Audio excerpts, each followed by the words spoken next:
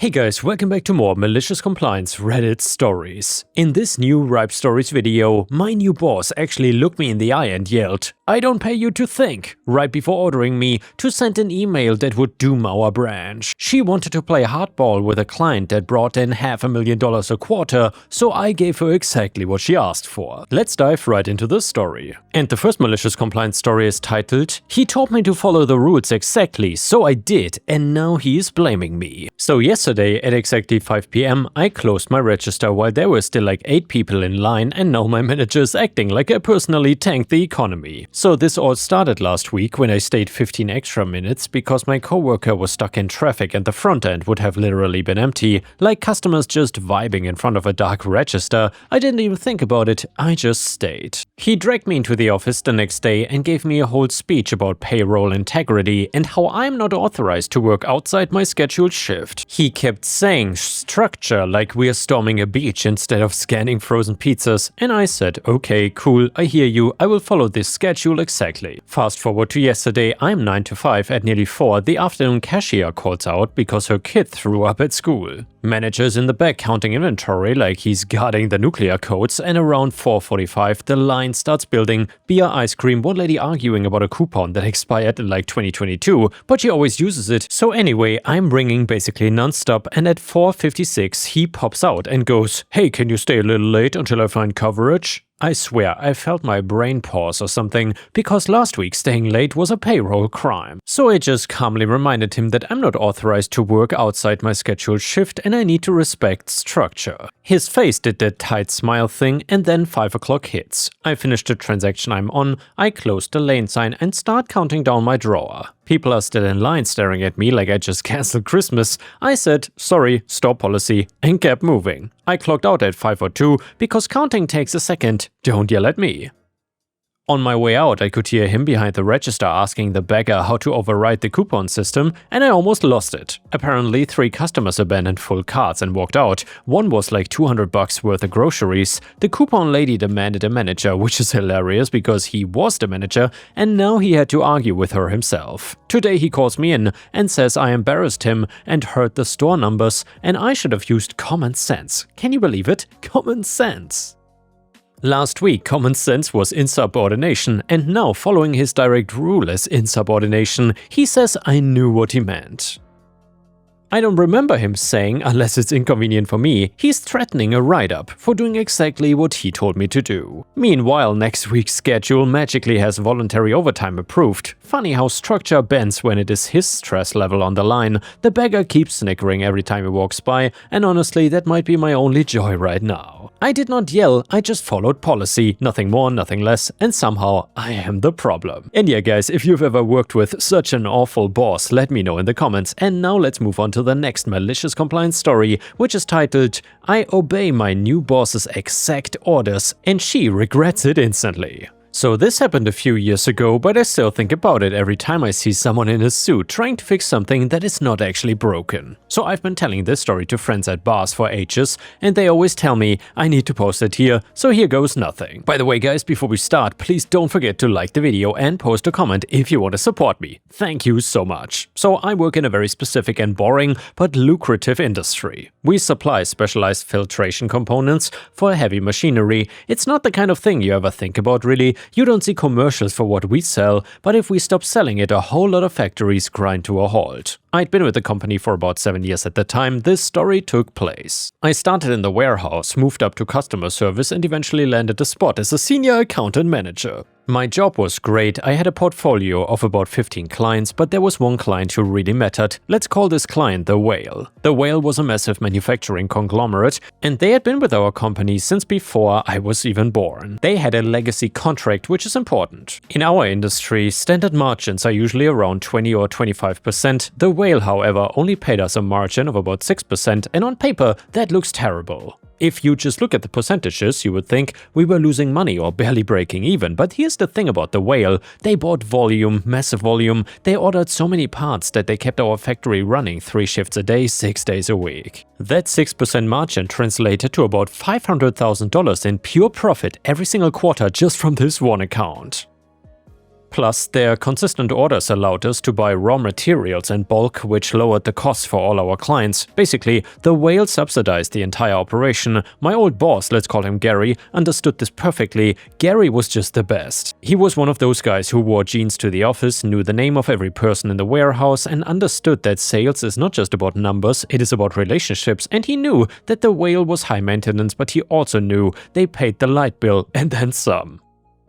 He let me handle them however I saw fit, and if I needed to take the purchasing manager at the whale out for a steak dinner to smooth over a shipping delay, Gary signed the expense report without blinking. Then Gary retired. It was a sad day. We had a party, we ate cake, and we all wondered who corporate would send to replace him. We were hoping for someone internal, maybe the operations manager, but corporate had other ideas. Enter the new boss. I will call her Amanda. Amanda did not come from our industry. I think she came from a background in retail management or software sales or something. I cannot quite remember, but it was somewhere where churn and burn was the standard strategy. In short, she had no clue about our industry. The first few weeks were your typical new manager trying to mark her territory nonsense. She changed the dress code, no more jeans on Fridays. She demanded that we all be at our desks by 8:30 a.m. sharp, even though most of us in sales work late, entertaining clients or taking calls from different time zones. We all complained and dealt with it. I mean, it was annoying, but it wasn't fatal. And then she started looking at the books. I remember the day it all went wrong perfectly. It was a Tuesday, I was at my desk catching up on some emails and getting ready to process the monthly standing order for the whale. Amanda stormed out of her office. She didn't look happy. She was holding a printout of the client profitability report. She marched right up to my desk and slapped the paper down on top of my keyboard. "We need to talk about this account," she said. Her voice was loud. The office went quiet. Everyone else lowered their heads pretending to work, but I knew they were listening. I looked at the paper. She had circled the whale's account in red highlighter. "Sure, Amanda," I said, trying to keep things friendly. "That's our biggest account, the whale. What's up?" "The margins are unacceptable," she declared. "Look at this, 6%. We have a company-wide target of 20%. This account is dragging down the entire branch's average. It's a leech." I thought she was joking here. "Amanda, that account is not a leech. That account is the host. They order 10 times the volume of our next biggest client, and the margin is low because they negotiated a bulk rate in the 90s. If we tried to charge them 20%, the price would be astronomical." "It doesn't matter," she said, crossing her arms. "I went over the numbers last night. If we are utilizing our factory capacity for a client that only pays 6%, we are losing the opportunity to sell that capacity to clients who will pay 20%. It's basic economics, opportunity cost." That would be true if we were at full capacity with a line of new customers waiting out the door, I explained, trying to be patient. But we aren't. The factory has spare capacity even with the whale's orders, and if we lose this volume, we don't have anyone to replace it. We would be idling machines. She narrowed her eyes at me. "I don't like your attitude. You're too emotionally attached to this client. You're not seeing the big picture. I was brought here to optimize this branch, and I'm starting with the low-hanging fruit." I took a deep breath. I knew I had to tread carefully. "Okay, I understand you want to improve margins. But the whale is sensitive. We cannot just jack up their rates. We have a contract here." "I checked the contract," she snapped. "It is a month-to-month renewal at this point. It expired formally 5 years ago and nobody bothered to renegotiate. We can change the terms with 30 days notice." "Technically, yes," I said, "but practically, if we rock the boat, they will walk. There's a competitor across town who has been trying to poach them for a decade, and they would kill to get this volume, even at 5% margin." "Let them have the scraps then," Amanda said dismissively. "I want you to draft a letter to the whale. Tell them that effective next month, their pricing is moving to our standard tier. No more discounts here. They pay the list price or we stop shipping." I stared at her. "Amanda, the list price is almost triple what they are paying now. They won't just say no, they will be insulted and they will leave immediately." "They won't leave," she said with unearned confidence. "Changing suppliers is a headache. They will grumble, they will complain, and then they will pay. It's a bluff. Call their bluff." "It is not a bluff," I insisted. "I know the purchasing manager over there, and he has a mandate to keep costs flat. If I send that letter, I'm effectively firing the client." "I don't pay you to think," she shouted. It was so cliché, I almost couldn't believe she said it. "I pay you to follow the script and execute the strategy. Send the letter, that is a direct order."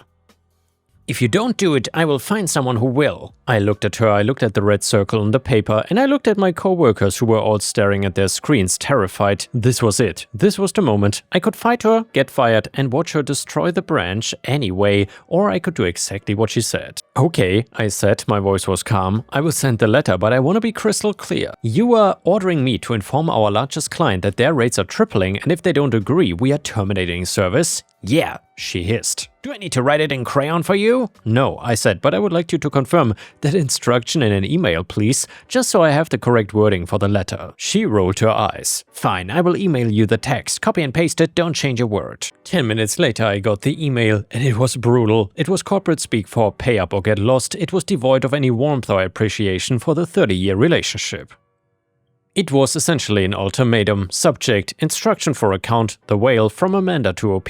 OP, as discussed, you are to send the attached notice to the purchasing department at the whale immediately. We are standardizing our pricing structure and effective immediately, all legacy discounts are revoked. They must sign the attached new rate card by Friday or shipments will cease. Do not offer any concessions, don't negotiate. If they threaten to leave, let them. We do not need low margin dead weight. Send this out by the end of the day, confirm when sent. And there it was. The death warrant for the branch, signed and dated. I felt a strange sense of calm wash over me. It was the calm of malicious compliance. I hit reply, hey Amanda, just confirming the receipt. I will send this exactly as written to the VP of Purchasing at the whale. So I opened a new email. I put the VP of Purchasing at the whale in the to field and I pasted Amanda's text into the body. I attached a new ridiculous price list and I hit send. Then I sat back and waited. It didn't take long. About 40 minutes later my phone rang. It was the VP of Purchasing at the whale. I let it go to voicemail. I mean, Amanda said no negotiation, right? If I picked up I might be tempted to apologize or try to fix it, but I had to follow orders, so he called again and then he sent an email. Subject RE price adjustment to OP. OP, is this a joke? We've been partners for 30 years. I just got this email telling me my costs are tripling next month. I tried to call you. If this is the new stance of your company, consider this our formal notice of termination. We'll not be held hostage. We're moving our business to the competitor effective immediately. Don't ship next month order. I read the email. I felt a pang of sadness, honestly. I mean, I like those guys. But then I looked at Amanda's office door closed shut and I remembered her telling me that she didn't pay me to think. I forwarded the client email to Amanda. She didn't reply, she didn't come out of her office. I assume she thought they were bluffing. She probably thought that they would call back in a week begging to take us back, and the next day the cancellation order came through the official system and the whale was gone. Now here's where the standby part of the story kicks in. Since the whale accounted for such a huge chunk of my workload and since Amanda had successfully chased them away, I suddenly had very little to do. I still had my other smaller clients, but they were lower maintenance. They ordered once a month, paid on time, and didn't need much hand-holding. I essentially went from working a 50-hour week to working a 10-hour week, but I still had to be at my desk for 40 hours. I asked Amanda what she wanted me to do now that my main account was gone. Focus on business development, she said vaguely. Find us better clients who pay full price. Okay, I said, I'll get right on that. But here's the reality of our industry. Sales cycles are long. You don't just pick up the phone and find a new manufacturing giant who needs millions of dollars of custom filters. It takes months, sometimes years to land a whale, and truthfully, I was not even motivated to help her fix the hole she had just dug herself into. So I did exactly what she asked. I spent my days researching potential clients. This mostly involved reading industry news, which led to reading general news, which led to reading Reddit. I cleaned up my CRM files, I organized my desk, I took long lunches. The atmosphere in the office began to change, and the first sign of trouble was the warehouse. A few days after the cancellation, the warehouse foreman, a guy named Mike, came to my desk. Hey OP, Mike said, looking confused. We got the production schedule for next week. It looks empty. Where are the orders for the whale? Cancelled, I said simply. Amanda fired them. Mike's jaw dropped. Gee, what? But that's half the line. The guys are gonna be standing around sweeping floors. I know, Mike, I know. For the next 2 months, it was like watching a car crash in slow motion. The factory, which used to hum with activity 24 hours a day, started going quiet. The third shift was cut first, then the second shift was reduced to a skeleton crew. Pallets of raw materials that had been automatically ordered were piling up in the loading dock. Because we were not using them fast enough, the inventory costs were skyrocketing because we were paying to store stuff that we couldn't even sell. I sat at my desk collecting my full paycheck, sending out a few token cold emails to prospects I knew would not even bite, and watching Amanda become increasingly frantic. She started holding manic sales meetings. "We need to close," she would scream. "Why is the revenue down? You people need to pick up the slack." She never once admitted that the revenue hole was exactly the size of the whale's account. She tried to pivot, blaming the economy, blaming the sales team's lack of hunger, blaming the marketing materials. She called me into her office about 6 weeks in. "You have not brought in a single new major account since the whale left," she accused me. "I'm working on it, Amanda," I said, keeping my face completely neutral. "But as you know, our standard pricing is quite high compared to the competition. It's a tough sell." "Excuses," she yelled. "Just sell the value." I walked out and went back to my desk to play solitaire. I was obeying her orders, I was pushing the standard pricing, but nobody was buying it. But I was doing what I was told. The quarter ended. That was the moment of truth. In our company, the quarterly review is a big deal. The regional vice president comes down from the corporate headquarters, they cater lunch, they go through the numbers with a fine-tooth comb, and the day of the meeting arrived. The regional VP, a terrifyingly sharp woman named Mrs. Portman, walked into the conference room. She didn't look happy. The preliminary numbers must have already reached her. We all filed in, me, the other sales reps, the operation manager, and Amanda. Amanda looked pale. She had prepared a PowerPoint presentation that was full of buzzwords and flashy graphs, probably trying to hide the disaster behind her strategic realignment jargon. Mrs. Portman didn't even let Amanda start the presentation. "Amanda," Mrs. Portman said, "I'm looking at the P&L statement for this branch. Revenue is down 45%, inventory holding costs are up 30%, and we posted a net loss of nearly $600,000 this quarter. This is the worst performance this branch has seen in 20 years. Explain this to me." Amanda stood up to her, her hands shaking slightly. "Well, Mrs. Portman, we are in a transition phase. We are shedding low-value legacy accounts to make room for high-margin growth. It's short-term pain for long-term gain." "Shedding accounts?" Mrs. Portman asked. "I see here that we lost the whale. That account alone covered the overhead for this entire facility. Why did we lose them?"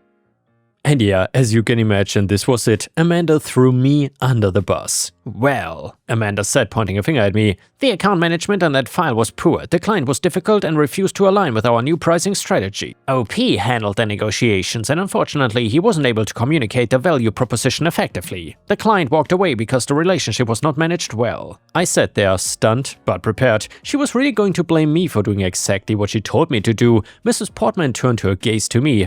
"Is that true, OP? You lost our biggest client because you couldn't sell a price increase?" I reached into my folder. I had printed everything. I didn't even say a word. I just slid a small stack of stapled papers across the mahogany table to Mrs. Portman. "What is this?" she asked. "That," I said, "is the email chain between myself and Amanda regarding the whale." Mrs. Portman put on her reading glasses. Amanda looked like she was about to vomit, and she realized what I had handed over. Mrs. Portman read the first email, then she read Amanda's reply, telling me not to think. Then she read my warning about the 99% chance of cancellation, then she read Amanda's order. "I'm the manager, you're the subordinate, send the email." Mrs. Portman put the papers down slowly. She took off her glasses. She looked at Amanda. The look was not anger. It was disappointment mixed with disbelief. "Amanda," Mrs. Portman said softly, "did you explicitly order your senior account manager to send a termination ultimatum to our largest client against his direct written advice?" I was trying to standardize the," Amanda stammered. "Did you or did you not write this?" Mrs. Portman held up the paper.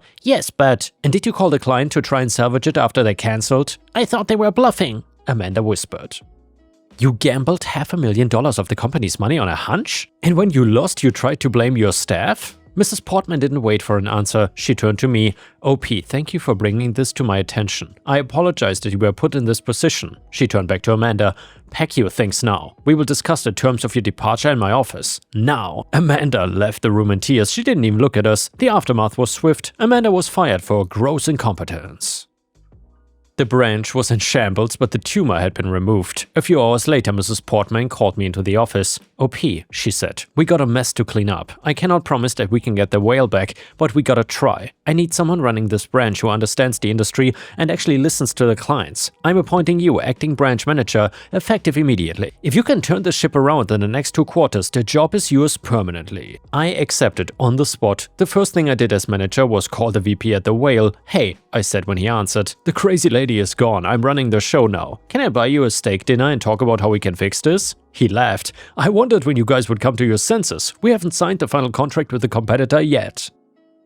Also, their quality is not as good as yours, but you have to honor the old price." I cannot honor the old price, I said, being honest. Materials have gone up, but I can give you the old price plus 3% and I'll guarantee priority shipping for the next 2 years. Done, he said. We got the contract back. It took a few months to clear out the inventory backlog and get the shifts back to normal, but by the end of the year we were profitable again. I got the permanent promotion, a nice raise, and the satisfaction of knowing that sometimes the most dangerous thing you can do to a bad boss is exactly what they tell you to do. And as for Amanda, I don't know where she ended up, but I check the industry news every now and then and I haven't seen her name pop up. I guess she decided that manufacturing was not for her, or maybe she found another company to drive into the ground. Either way, she's not my problem anymore. And the next one is another malicious compliance story that you don't want to miss. This one is titled, Need Merits to Go to Prom? Let Me Help. So my youngest is in year 11 in the UK, last year of high school, and the school is having a prom for the leavers.